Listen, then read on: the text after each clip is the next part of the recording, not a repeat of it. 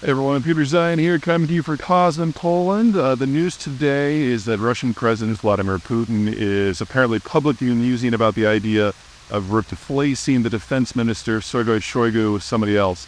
I can't emphasize enough that this would be the single biggest shift in the Ukraine war to date, because Shoigu is arguably the least competent public servant in the world at the moment.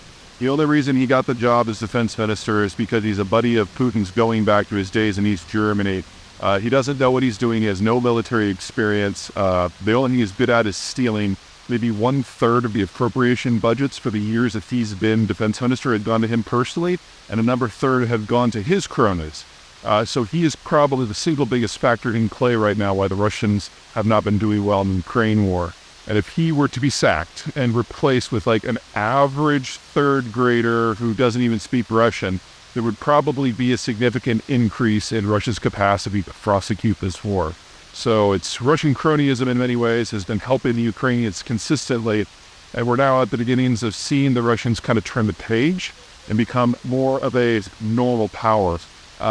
Every Russian war in history starts as a disaster because the corruption that's endemic to the Russian system crushes the system. There's no morale, there's no sense of camaraderie, and the logistics are awful. And then bit by bit, the Russians tend to rally slowly, sloppily, never even reaching what you would consider to be the global average, but improving nonetheless. And we've seen that in tactics, we've seen that in logistics, we're seeing that in weapon systems, and it's very possible that we will now see that in leadership for tonight.